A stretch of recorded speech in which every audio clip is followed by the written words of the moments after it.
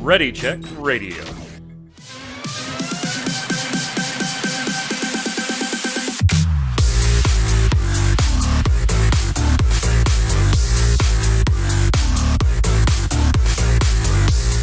What's up, Internet? It's Thursday, 7 p.m. Eastern. That means it's time for the Relic Grind.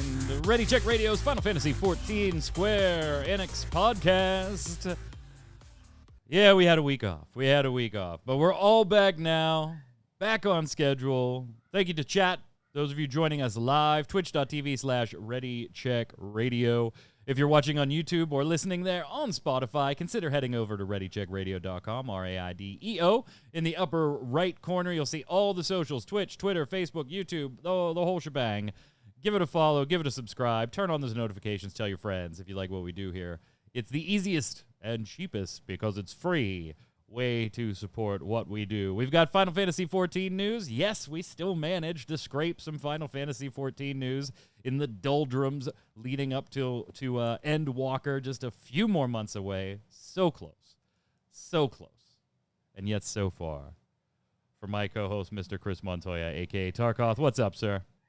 Thanks, programs. I'm doing good, man. I'm glad to have you back. Hope you're feeling well. Thanks. I am. Good. Pain's gone. Gallbladder's gone. It wasn't really needed anyways. Yeah, there's swelling and soreness right now, and I get tired real easily. So if the show's a few minutes shorter today, we'll blame it on that, and not the fact that, there's not a whole lot of 14 news around. Is that why we have the bedhead from you? We have a little bit of bedhead, actually, because one of my children has stolen my hair product, and I had no idea where it was this morning. So I don't know which child it was, nor where they stole it to, but I had nothing to put in my hair this morning. So I was like, fuck it, I'm not doing anything important. And then about 4 o'clock, I was like, I got a show in 3 hours.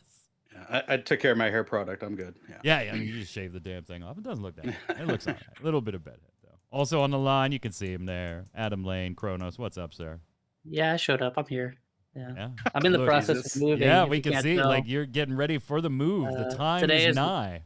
Today is the last day I'm in this room, actually. So. Are you still good to go for next week? Are you going to be settled enough for that? I should be okay. I'll definitely give you more than a couple days heads up. But my internet gets hooked up on Saturday, so it should be good. That's the most important thing. And like I'm definitely gonna have my computer hooked up and like trying to play games. So hopefully that'll be ready to go before Thursday. So absolute freaking priorities. You're a legend. Well, happy anniversary, gentlemen. Happy anniversary. I mean, some of you were here for the launch. Some of you were here for the first Rising or the second Rising. Let's see. I guess, Kronos, you would have been the second Rising because you started right around Heavensward, right? No. I played. I started. You weren't at a Realm Reborn launch, though. No, not 2.0, but 2.1 I was playing. Okay. So a little earlier than I had thought. So you would have been there for Rising number 1. Yeah, I was definitely there for Rising number 1, but I wasn't there for launch. I actually played the beta, but then I didn't play the launch, and then I came back for like 2.1. And then Kronos, or Tarkoth, you've been there since Rising number 1. Yep, I don't think I've ever really unsubbed. Yeah, I've always been here. Yeah. So, that's a good question. Have you ever actually unsubbed? I've unsubbed twice. Once was for a 1-month period where we were moving a bunch of stuff between a bunch of different properties. And then one other time, why did I unsub? It was for 2 months. And I think it was just work schedule related. I knew I wasn't going to have time to play at all, like not even an hour here and there. And so I was like, well, it's $30 I could really use at the time.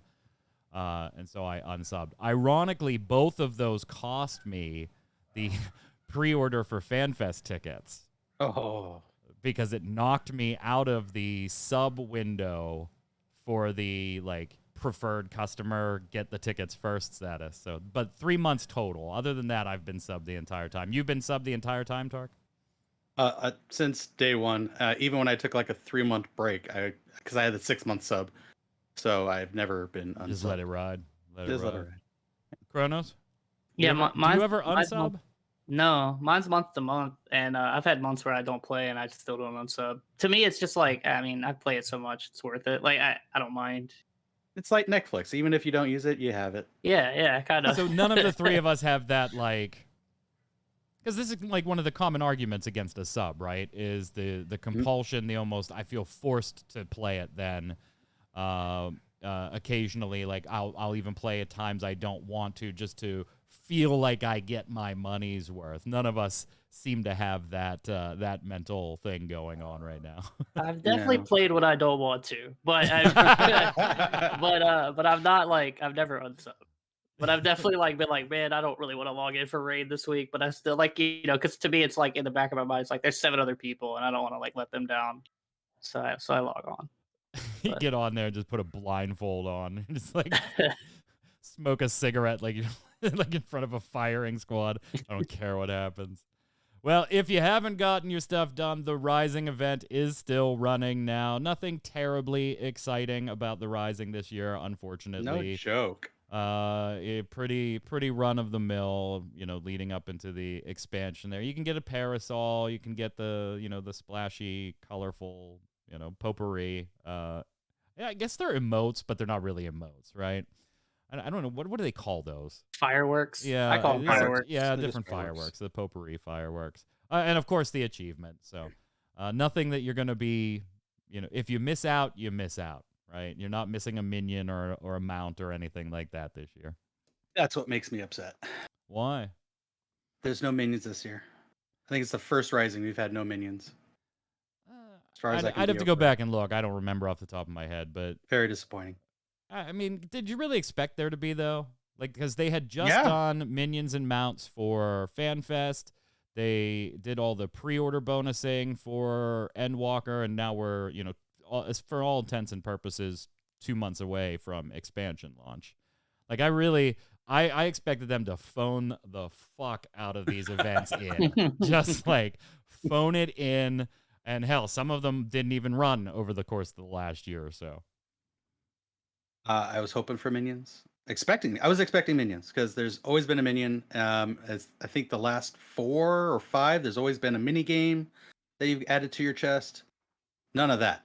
It was just it's pretty basic. So empty, very empty. Pretty basic. You'll finish it in a few minutes, so you'll get it done. Parasol's cute. I'm not really big if you're on into that. Sure. Yeah, I'm not really big on the cosmetics and costumes and stuff like that. But if you are, there you go. Go get yourself a free parasol. I did stock up on 900 of those of 2 fireworks, so I have fireworks for you. Yeah, they'll sit in your retainer for 3 years. Yeah, so if you go look at my retainer, I used to do the same thing, Tark.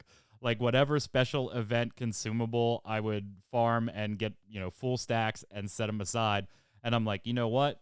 20 years from now, I'm going to run into Limsa. I'm going to start firing off fireworks that are 15 years old and nobody can get anymore. I did that for like, where'd you get that? Right. I did that for like 4 events. And then I was like, God, anything would be better in this inventory spot than this. Like anything. Go catch a fish and it is better in this spot. So I don't do that anymore, but I do feel you on the desire to do that. I have in the past. If you're looking for a little something to do between now and Endwalker launch, we do have on the Lodestone Tales from the Twilight is up. The first of 5 additional lore supplemental stories for you. The first one is up called The Burden of Duty, and those are going to run through the month of September. So on September 3rd, tomorrow we'll get another one, and then every week, 10, 17, and 24. So a little something once a week to get you through September, and then you're just looking at a month. Well, closer to 2, because, right, it's the end period of November. But this will get you through September. Do you guys like stuff like this? Like, I don't read a lot of fanfic, Kronos, or anything like that. That's not really my thing. I really don't want to hear your story about Y'shtola and Thancred together in the Springs. It's just not me. not really into it. That's not to say that some of it can't be very, very good. In fact, some of it is. I have read some, but I don't like follow it out. However, when it comes to like official things like this, I do tend to get a little more invested in them, even though they are totally not necessary to understanding anything in the game. Is this something, because it is pretty lengthy, like it's, about a 10-15 minute read if you were just trying to relax and read it and enjoy it. Maybe not that long for some. Do you like this type of stuff, Kronos, or are you just like, yeah, I don't care? It's kind of cool. It's not definitely like I'm not super big into it. But like you said, like I'm not gonna go read someone's fanfic for sure. I could give two craps what you think about. So yeah, like you have some adventure with Thancred and you stole it. I don't care. But like when it's official, it's kind of cool. I'll tell you what, according to the fanfic world, Xenos is getting laid left and right. Dude. Left and right. I'm sure everybody's getting and laid sideways. in the fanfic world, to be honest. But yeah, I mean, some of them are better than other ones that I've read, and some add more to lore. This one was all right. This one but kind of they're follows not, like, more Yuguri than anything. Yeah, but they're not like really like. I'm not like, oh, I can't wait for the next one. Like I'm not gonna log on tomorrow and like that's gonna be the first thing I open, But they're cool. Whole Milk in chat a little disappointed. They were going to send us their Ifrit Ramu romantic fanfic. Now that is a fanfic worth reading. Ifrit's cheating on Garuda, dude. Yeah, Ifrit and Ramu. How do you not singe that beard in the heat of the moment? Get it? The heat of the moment? Yeah. Sounds like an electrifying experience. Oh, he did it too. That's good. There's only one fanfic that I am looking forward to, and that's Indie Corona. So I'm waiting for her for Final Fantasy XIV. We'll see. Yeah. Indie's fanfic, for those of you that watched Snowbound while that was running, her fanfic can get out there really. Get up there, maybe. I don't. Yeah, what's the right direction on this? I'm gonna break the button today. we're gonna break the button on the mixer today, but gentlemen, it's good to be back. It's good to be back. Did you read Tales from the Twilight, Tark, or is this just kind of like, you know what? I don't really care. I honestly didn't even know about it until I saw it in the show notes. So yes, I will be taking a read when it's as long as it's official. I will take a gander at it and read through it. So hopefully. Seems to have some Yuri in there, so I'm looking forward to diving into that lore. I love good official lore. I love the lore of this game. Anything official, again, the fanfic stuff. And that's all you. You do you, boo. But well, I'll stick most with of the characters stuff. In the fanfic are they're in fact doing them. You should hit the button again. Should I? I debated. But, when someone else compliments you, you take it. There's something else going on in the world of 14, and I think we need to convince Yod to enter. I think Yod's still in chat. Hopefully he is. I think we need to have Yod enter. And they've done these before for various things, but we've got now running a weapon design contest. So to assist the development team in better implementing your designs, we've prepared templates similar to the ones used by the team when they create weapons, class weapons for the game. So be sure to use them. And as with previous design contests, the winning entries will be implemented in-game for players to obtain in the future. So you can submit your own custom weapon design for any class you like. You can already send in your entries. The cutoff date is October 4th, so you have about a month left to do this. I really think we need to get Yod to make a weapon. Like, I don't know what class he would make. If he's in chat, he can tell us. But like, I would love to see Yod make a black mage weapon. I have a. Can you make me a Uwu gunbreaker blade? Just do that. I have a spare totem. It's waiting to be used. And it'd be really nice if I could get a Uwu gunbreaker blade and just make that happen. I mean, Yod's a super talented artist. You obviously see that all over Ready Check Radio. So, but Val is very one of his creations. Val, our lady of the show, lady of the channel there. but she's wearing, stuff inspired by other things. So like Final Fantasy VII armor and the Buster Sword and everything in the logo here. But I've seen some of his just like not inspired by anything. He just opens up his brain and does some stuff. And it's incredible. So like if I just said, Yod, make a weapon, pick a class, do it, I'm sure he could come up with some incredible stuff. Yeah, there he is. He is in chat. Yes, he wants an Uwu Gunblade. Yeah. Does he know what Uwu means? Because that could come off weird if he doesn't know what Uwu means. Ultimate weapon, ultimate. Okay, there we go. Let's just. I don't want a kawaii Gunblade. I want like I know what you're getting now. I know what you're getting now. Is making a book that I would actually want to use, because books are boring. Yeah. You know a book's not gonna win. Yeah, I know a book's not gonna win. No way. Unless it does something that pops out of the book like a clown or something. I don't know. Just make it like the Necronomicon from Evil Dead. People would love that. A little bit of copyright infringement, but that's okay. Ugh. That's okay.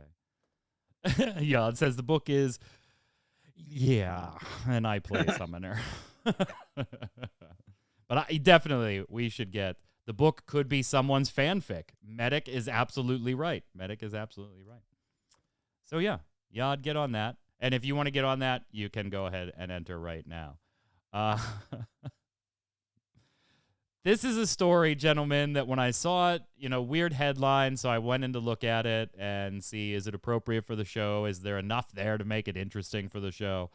And then I was like, that's weird. And then as I kept reading, it just got weirder. This just got very strange all the way through. So the headline that grabbed me was a Kotaku headline. Imagine that. Clickbaity headlines from Kotaku. Mm-hmm. Who would have imagined? Shocker. Final Fantasy XIV themed fried chicken goes on sale in Japan. Now, they had done something like this before, so it wasn't as shocking to me as it might be to some of you. They had done something like this previously, but I wanted to see what the new thing was. So convenience stores in Japan have a little chicken snack. Think of it as our equivalent, kind of like popcorn chicken, right? Little chicken balls breaded in a certain way with certain flavors and stuff like that. And Yod, I'm going to make Yod very angry right now because I can't pronounce it. But I think it's called karage. I think that's the pronunciation for it. Yod, if you could phonetically put that in chat if I did that wrong. So this one is kind of doing it's called the Crystal of Light and Darkness. That's the flavor. That was right? Okay, good. That is the name of the flavor, Tark. The Crystal of Light and Darkness. Mm-hmm. Yeah. Here's what we got, gents. Pepper and tartar sauce are the basic flavors here. That's not the real issue, though. And tartar sauce. That's not the real issue, though. And I'm not exactly sure... if ever there were three things that I'm like, all right, I like pepper. All right, I like tartar sauce. Yeah. All right, I like chicken. Yeah. But I am unsure if they would even remotely taste good together. This is it. What do you think of the flavor before we get to the other weird part of what's going to happen here? Flavor doesn't bother me. Sure, I like all those three things. I've tried tartar sauce on chicken. It's not bad. Pepper is pepper. It's a spice. But that's not what bothers me. That's not what disturbs me. Mm. If you look at it, and we're showing a picture of it now, it doesn't look appetizing. It looks rotted. Yeah, it looks rotten. Yeah. Yeah. It looks a little rough. And I mean, it doesn't have to be pretty for something to taste good, right? But True. I don't know. You imagine your first bite, not understanding what it is. Back in 2019, like, oh my God, they did a flavor called Limit Break, and it was basically just garlic flavored. You know, okay. Okay. And I would try this, yeah. You know, and Mart's in chat saying they would try it too. Yeah, I would definitely try this. I'd probably not take a bite and look at it though. Like, I'd probably just pop that son of a bitch in there and just try it. You know, just This see how it screams for a goes. blind taste test.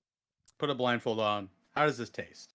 So, Kronos, I'm gonna ask you. You're Yoshi P. You're an exec at Square Enix, whatever, and you get approached for a partnership, right? As you do, it happens, and they say this is what we would like to do.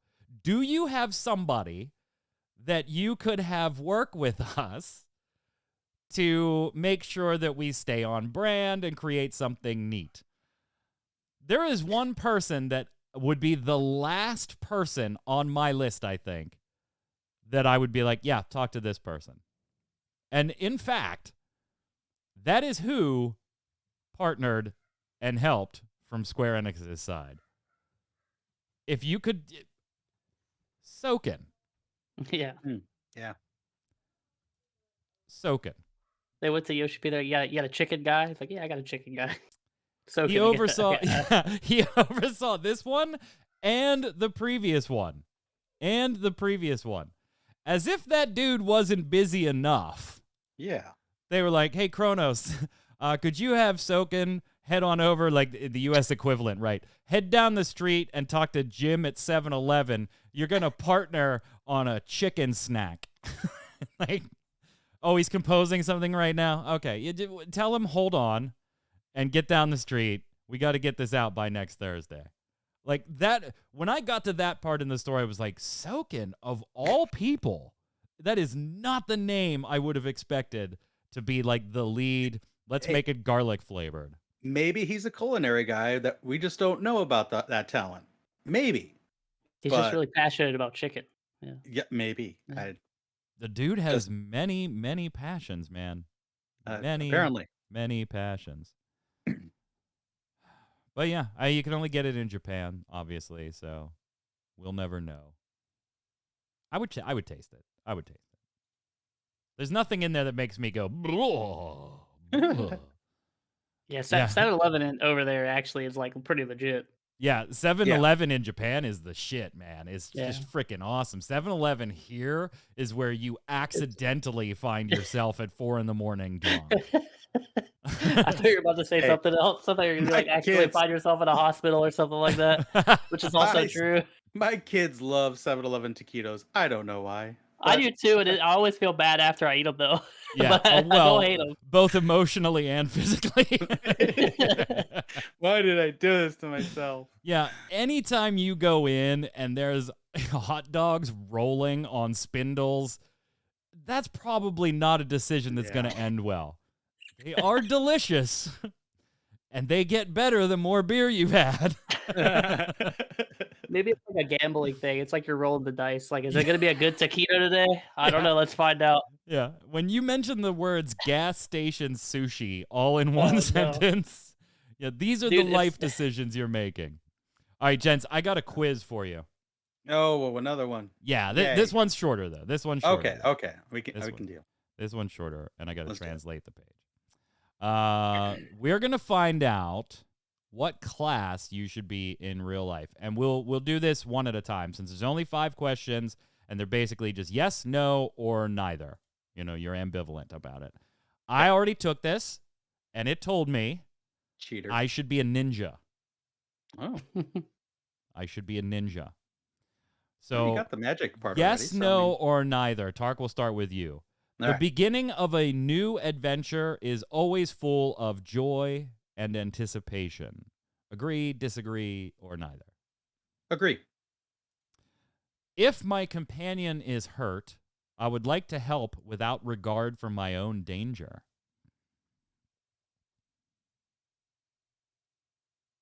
No, disagree.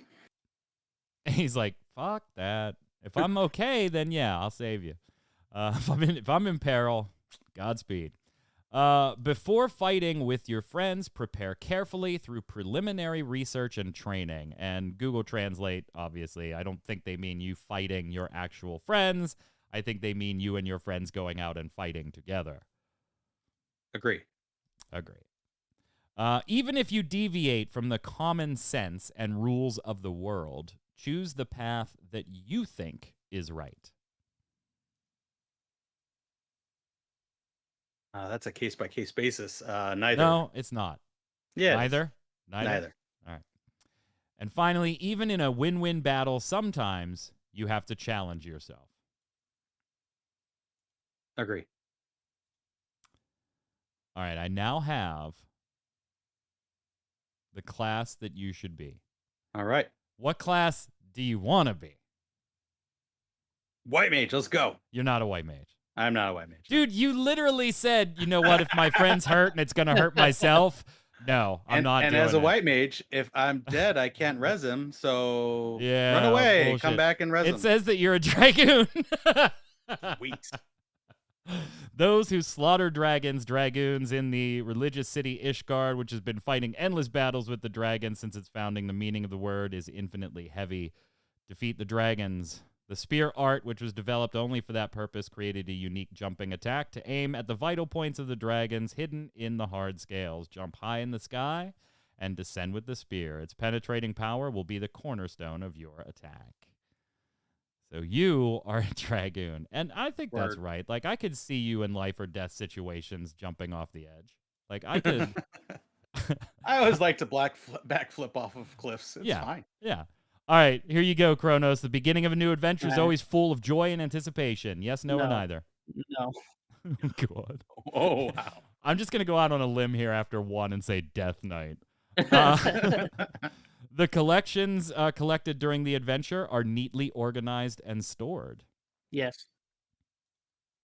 To achieve your goals, it's enough to have a few people you can really trust. Yes. Questions changed a little bit for you.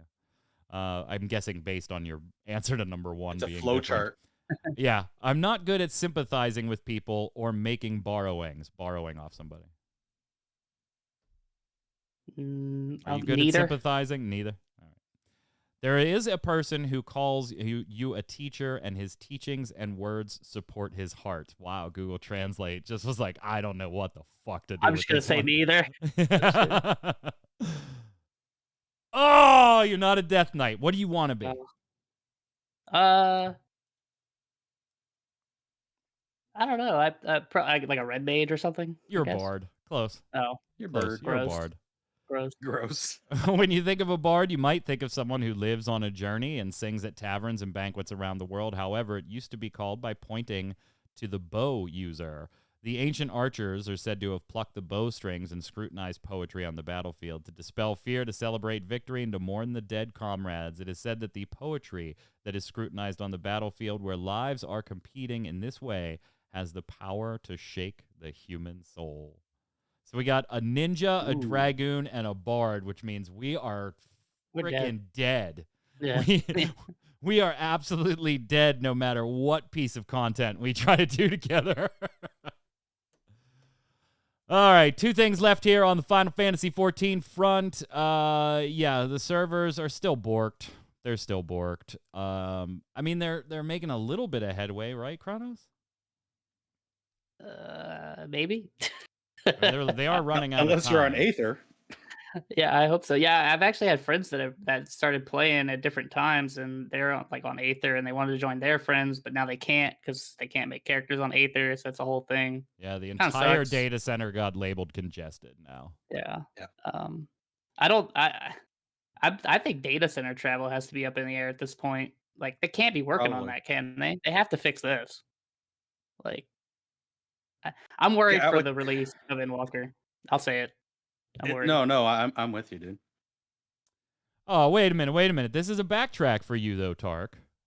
This is you're as we're getting closer, you're changing your mind then, because you, out of the three of us, had very, very few concerns with Endwalker's launch when we talked about this a few weeks ago, as far as server stability, overcrowding, long queue times, crashing, stuff like that. You felt they're in a good place. The world changes. Well, that's what I'm saying. I want to know what happened, because it wasn't that long ago. It was only 3 weeks or so ago that we talked about this. And I even said at the time, I said, I think you're being a little blissfully naive. Like you wanted to just believe Yeah, it was I'm going gonna to have to be go back and okay. check the tape on that. But Yeah. no, I think with all these Oh, new people, you definitely got challenged a little bit on this one by both of us. Kronos and nodding, so I know I'm not crazy here. I'll check the tape on that. But yeah, with all the people that are part of this wave coming in, plus all the people coming back for Endwalker, yeah, I'm worried for it too. Absolutely. I mean, Increased I went to do login. hunts. Yeah. I went to do hunts and just Yeah. transferring servers on Primal. I think Primal's due to hit congestion here pretty soon too. It was 40-person queue just to transfer to another server. Were you going for an S rank? Yeah, I was going for an S rank. I'm like, nope, that's gone. That's pretty common, even before all So, this stuff started. To be honest, because people hawk the Discord, and because yeah. okay, I'll tell you this because I've been going for that mount recently. What you Mhm. have to do is you sit at the Aetheryte and you watch Netflix with the Aetheryte queued up with the menu of what server you want to go to, Uh-huh. and then you go on your other monitor, you watch Netflix, and you wait for the S rank to be called, and then you hit the button, and you're like maybe 5-person queue. That's what you do. Got it. Got it.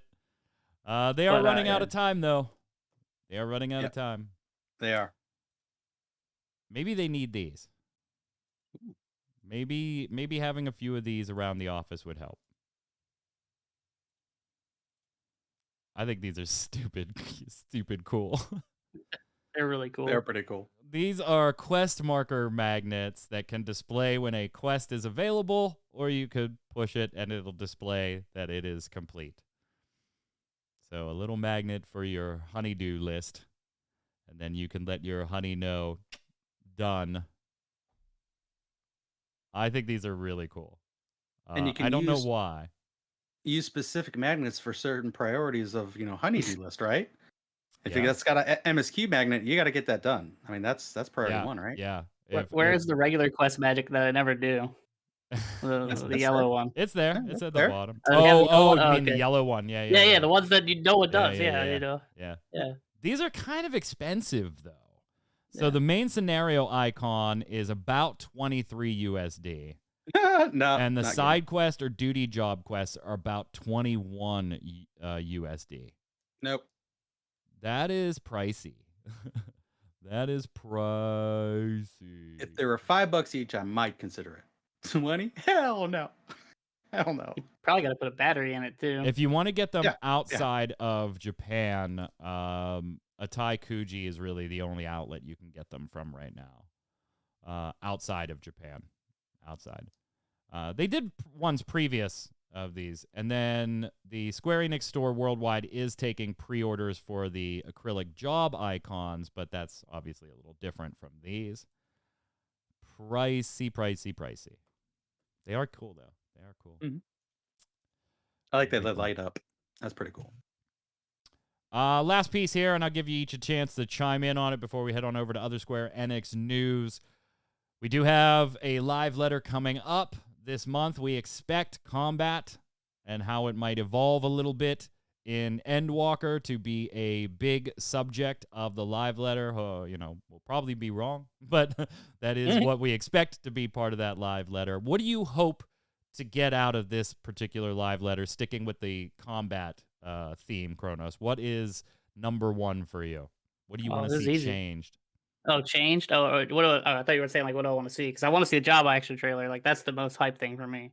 But, no, it's fine as far as content. Yeah, I think that is going to be number one for everybody. Yeah, I want to see, like, how they're going to change stuff. Because my worry right now, based on, like, what we've seen in, like, the benchmark stuff, at least, like, based on what people's predictions are, is it feels a little like they're just kind of stacking on top of stuff that already exists instead of, like, doing something new. Right. So I kind of want to see something that will like kind of change the way a job plays. I don't even care which job it is. Probably Summoner, to be honest, if I had to pick one, because I think they're pretty stale. Or the tanks, maybe something like to separate them to make them a little bit different. Probably be like those are probably one of those things. Well, the last couple of times we had, and Fraycorn chat kind of asking about this too. We've had kind of a get a couple of skills, lose a couple of skills, right? To try and avoid the whole skill bloat that just naturally happens with MMOs over time. And I don't think we've really heard, Tark, at least that I can remember, anything about certain skills going away. And if I remember right, previous to the last expansion, we kind of already had an idea of some of the abilities that were going to go away by this time. And again, COVID has thrown off a lot of timing, so maybe that will happen in this live letter. But if you look at... So looking at Black Mage got quite a change, right, when Enochian was introduced, right? Yep. And some abilities fell off the palette there. And then later, the ability to keep Enochian up in between pools kind of changed our rotation, and we lost a few things in there as well. I can't think of, if I want new skills. I'm leveling up, so I want new things to do. I'm stronger now. But I can't really think of too many things anymore in a lot of these sub-palettes that you could take off without having to do revamps of certain rotations for most classes. Can you? No, but if anything needs it, it's probably Summoner. They just got so much they can do, and it's so convoluted. I think they're in the need of most help for their overall rotation, because it's just so much that has to be done for Summoner. Yeah, because there's no Protect to drop anymore. There's no Stone Skin to drop anymore. Now you're going to start losing essential parts of kits if you're going to start replacing it with new abilities. So I'm not sure, unless there's like whole scale reworks of all these jobs, what they're going to do, because some of these jobs, my controller hot buttons are pretty full. I think there's some pretty easy ones they can nail down, honestly. And there's things that they could kind of absorb into a singular button. Like, think Black Mage, for example. Yeah. Like, at level 80, do you use Fire 2 or Blizzard 2? No. Those skills are bad. Exceptionally rarely, yeah. Like, they could just change into, like, I don't know, Flare or something. Like, changing, like, those things should just be gone once you level past the point where they're bad. Because, I mean, they're useful, like, but early they on. can't, because of the way the Duty Finder works. Right. I'm also kind of worried that, like, because of, like, the class job thing still exists, that also Right. might be a hard thing for them to change. Same with Summoner and Scholar, because they're still kind of, like, tied together. It kind of sucks. Yeah. I think you're going to see, like, Mage, some... You could merge them into one button, and depending on what phase you are, it's... Yeah, I think you might see some of that swapped too. over. And then I think there's just some, like, off-global stuff that, like, some classes have that are kind of like easy targets, like Gunbreaker has a few that they probably will just straight up lose, and then they'll give them potency somewhere else to kind of make do with that. I think some of the buttons, at least what I've noticed in the job action trailer, are probably just going to be upgrades, like, of an existing button. So that button's just going to change. That's it. Traits and stuff. Yeah. Do more with traits instead of new skills. I do, and you being a fellow healer, do you hope that maybe they do something DPS wise with healers? Because things are just so boring. I don't think they're gonna do it. I would like to see it. I miss some of the things that they used to have, but I think they like the way healers are now. But I mean, we also need to see what they're gonna change, right? Because we know, because of Sage getting added, the dynamic's gonna change a little bit. Yeah, a little bit. Yeah. But I don't think you're gonna get more DPS buttons. I don't think that's gonna change. I really don't. I think you're still gonna have your one dot. I think they're a little leery of doing that on healers right now, because there already is a pressure on newer healers to be doing DPS at the same time. And I think that's the thing. From a development standpoint, they don't like that. From a gameplay standpoint, we do like that to a certain extent. Well, because the gameplay necessitates that we're doing something all the time. Checks, so and they gotta make the designs and the content where we're doing more healing. Hey man, if you really min max those things, you don't really need to do a GCD heal for most fights. So I miss Arrow 3 and Arrow 1, to be honest, as a white mage. But I don't. You want to borrow my fire too? I miss Bio and Miasma together. So hey man, I don't play Black Mage unless it's level 80, dude. That button's not even on my bar. That thing's gone. It's there only for roulettes. Only for roulette. Yeah. Obviously, I'll tell you what though, Black Mage is one of the. It just feels so bad playing lower level roulettes. Anything under anything under 70 is awful. Yeah, anything under 70 is awful. Terrible. Oh my. Yeah. All right, let's slide over, talk about a few other Square Enix news pieces before we go. So, Square Enix did confirm their Tokyo Game Show showing. They've also confirmed that there will be about a 50-minute presentation, a little under an hour, they say. This is coming up October 1st. Now, the big question here. We've already had Yoshi P, gentlemen, say, we really want to show something on Final Fantasy XVI for the Tokyo Game Show, but we probably can't make that deadline. We want to show it, but isn't it better if when we do, you're just able to play it basically right after? And that's when we talked about him not liking the trickle of news, stringing people along with small bits of news. He kind of just, here's a bunch of news. You want to play it? Good, it's released. Here you go.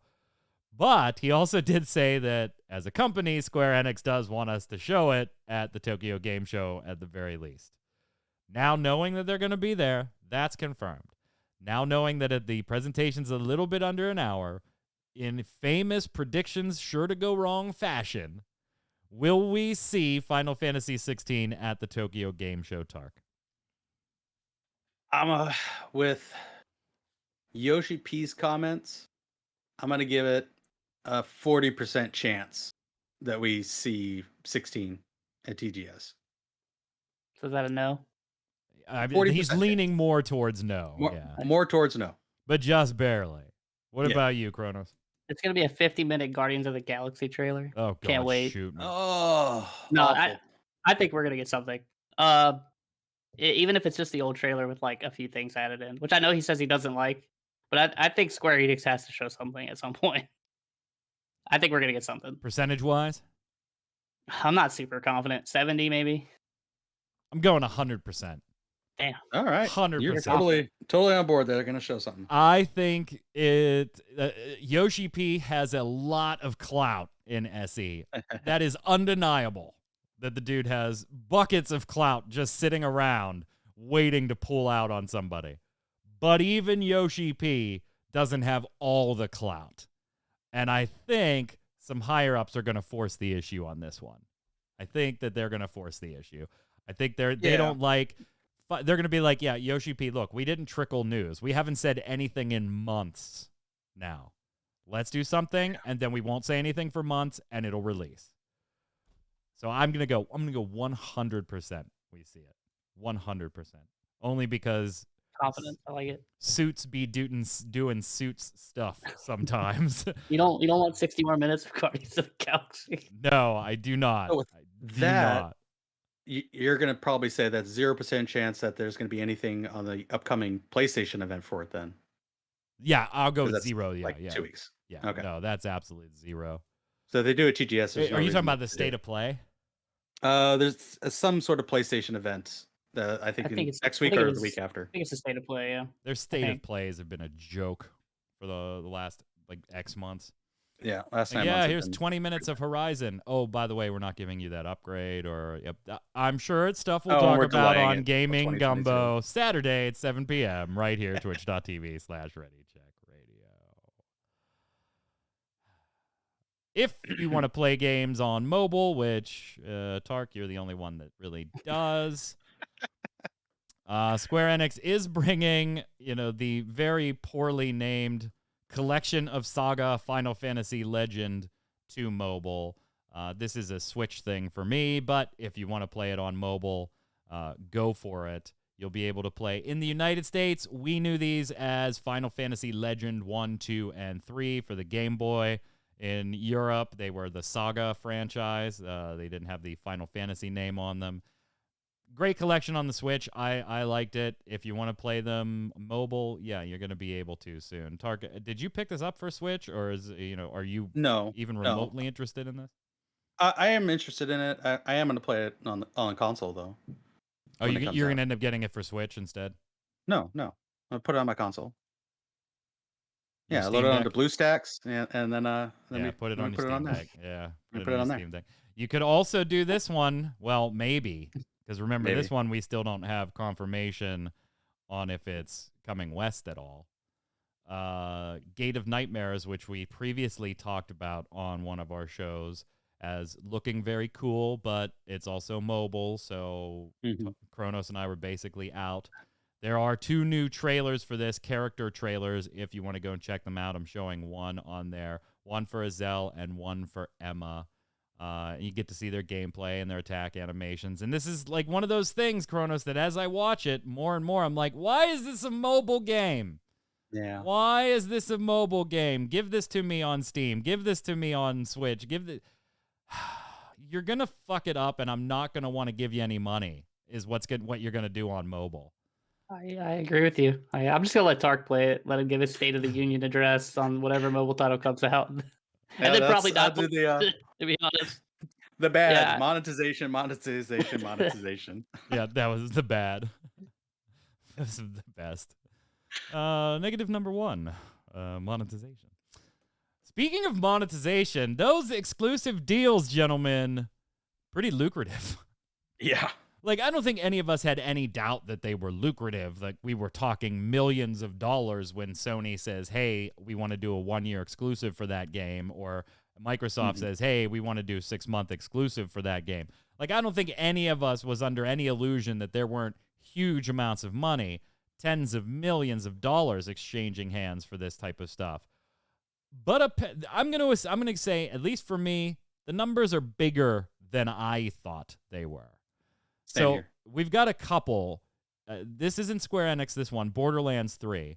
But that was about $100 million in revenue and brought 1 million users to the Epic Game Store when they did that deal. Now, that was an $80 million guarantee.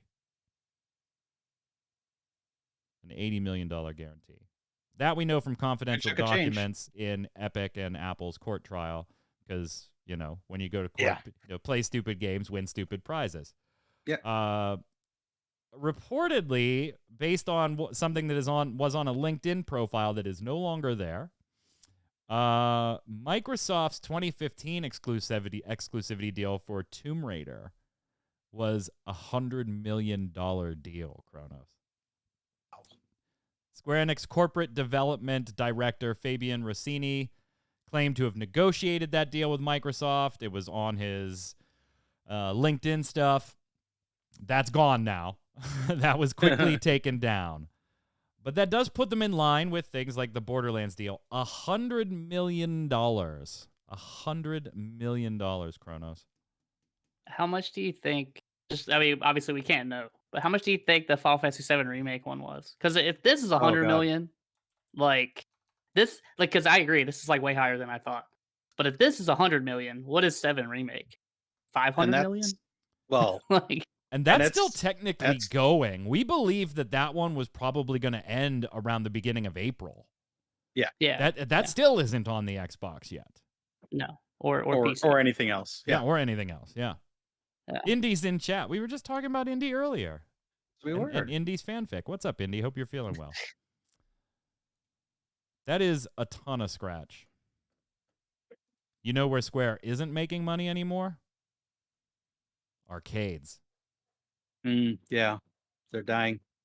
I honestly didn't know Square Enix did anything in arcades. Like, even in Japan, where arcades still have a bit of a life, although sadly one of the biggest, most iconic is going to be closing here shortly, or already did. I don't remember the date. Starwing Paradox, if you play it, that's being shut down in October 2021. That basically leaves one Square Enix online arcade machine operational. Good luck. Final Fantasy XIII finally on Game Pass, or coming. I think it came today, actually, right? September 2nd? Yes, September 2nd. That's so today. Today. Final Fantasy XIII now live on Game Pass. So a promise made 2 years ago finally comes to fruition. Microsoft, they kept their damn word, gentlemen. They kept their word. Absolutely. There was just so many technical hurdles to get through to get that on there, right? So many technical hurdles. However, in what I think is a little weird, maybe you do too. It's only the first one. It's just Final Fantasy XIII, not 13-2, not Lightning Returns. Yeah. You know, hopefully those will be a coming. But The only good one. You can play the first one on Game Pass. The only good one. Effective today. You can just say the only good one. The only good one. That's the only good one. Well, let's find out where everybody stands with Love It or Leave It.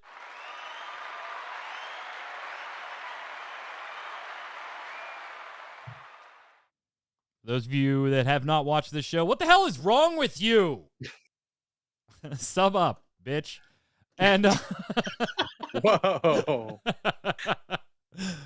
The end of our show is always finished up with love it or leave it, where I give you something maybe directly Square Enix related or vaguely Square Enix related. I don't know. It's my show. I do whatever the hell I want. And I ask you, do you love it, want to see more of it, or nope, you're done, leave it, cast it aside, and hot on the news of Gamepass. I got to ask the controversial question, gentlemen. Final Fantasy XIII, as a collective, not a specific title in the trilogy, but as a collective, Final Fantasy XIII, Tark, love it or leave it? Leave it. Because 13's the only good one. That was 13's quick. the only good one. Yes, it's very linear. Yes, it's in a narrow hallway, go down. Some of the characters are downright annoying. Hello, Hope. Some of them are amazing. Hello, Vanille and Fang. The story is meh at best, but the combat is super sweet. I love the combat in 13. 13-2 and Lightning Returns. No, thank you. Just garbage. So if you're lumping them all together, I'm gonna have to say leave it. But if I said just the first one, you'd say love it? I'd love it. Yep. I love 13. God, you're weird. Thanks. You are a weird dude. Yeah, that's why I'm here. What you got, Kronos? Bring the weird. All right, I think the third one's the best one, but we're not having that argument. So, yeah, people like always want to shit on these ones. I try to like defend it, but they're not very good. Also, Hope was pretty cool in the second game, and then they made him a bitch again, and he was terrible. But yeah, I mean the characters aren't very great. Yeah, I'm gonna leave it too. It's just not my favorite. I know some people really like it. I was surprised they made 3 of them, to be honest. No joke. But I do like the third one, and the second one has some cool battle stuff. The first one's just so convoluted, and like you have to read outside novels to understand the story. That's my biggest issue with it. But I don't really, even after doing all that stuff, I'm not really a big fan. So I'm gonna go with love it. No, I'm just kidding. Leave it. Just leave that shit. Just leave that shit. Some characters I like, some story concept I like. I like Orphan from an artistic standpoint. I think it looks cool, stuff like that. The third one got nonsensical to me because like all the different characters were talking about things, like asking questions about stuff that they should have known if the story was being followed. Like, wait a minute, you were part of that stuff that happened. How do you not know about that? Like, just got very weird. Yeah. And of course, I'm not into the whole linear stuff that kind of started with 10. You know, if you think about it, 10 is pretty freaking linear. In its hallway. People just don't want to as much of a classic and as much as I love it, right? Compared to 13, that did kind of kick off the string of corridor Final Fantasying, because Final Fantasy XII basically did a corridor too, and then 13 was just like, no, they're legitimately corridors. They're not even hidden masked corridors anymore. So yeah, I'm gonna have to leave it as well. I'll say one thing, and Brittany brought it up in chat. The soundtracks though, bangers. Yes. Blinded by Light, Sunlit Waterscape, real good. Absolutely. Absolutely. Let us know in the comments on YouTube or on ReadyCheckRadio.com on this episode whether you love it or leave it, Final Fantasy XIII, and chime in on anything that we talked about today. Let us know your thoughts. We're reading them. I click them. I reply to them. Not all of them, because some of you are just mean, so I delete them. No, I've never deleted a comment, even the mean ones. You guys aren't mean. Nobody's left mean comment. Now I'm guaranteed to get mean comments now. Remember, 100 likes between or watches, views on YouTube between today and next Thursday when we air our show will net us a cooking stream where we cook something from the Final Fantasy XIV cookbook when it is released. You've had two attempts so far. You got close both times, a little over the 80 mark in that first week. This is the last chance. You got to do it. You got to do it. Not going to do it every show. That would just be pointless then. You got to, there's consequences, kids. Until next week, Kronos, where can everybody find you? Same as always, Twitter. Still trying to go after some awful mounts. I'm definitely not making it by Endwalker. It's pretty bad. But I'm still doing that. Playing Guilty Gear, new patch came out. Yeah, that's pretty much it. Yeah, and moving. My moving. son picked it up. Yeah, moving. Guilty Gear. It's a lot of fun. Good luck with the move. Good luck with the move. We will see you next week. Tark, what about you? Find me on Twitter at Tarkoth Gaming, on Twitch at Tarkoth Gaming, playing Final Fantasy XIV, and a new poll go up on Twitter for alternate adventure Mondays. Got to pick a game, so we're going to change it up a little bit, hopefully. Nice. I'm Mike Byrne. You can follow me personally right there at MagicMan1, but more importantly, follow at RC Raideo, RAIDEO on Twitter, so we can tweet at you every time we go live with a new podcast, a streamer, or we're just hanging out. I don't know, maybe doing some close-up magic. Until next time, stay safe. See you on the servers.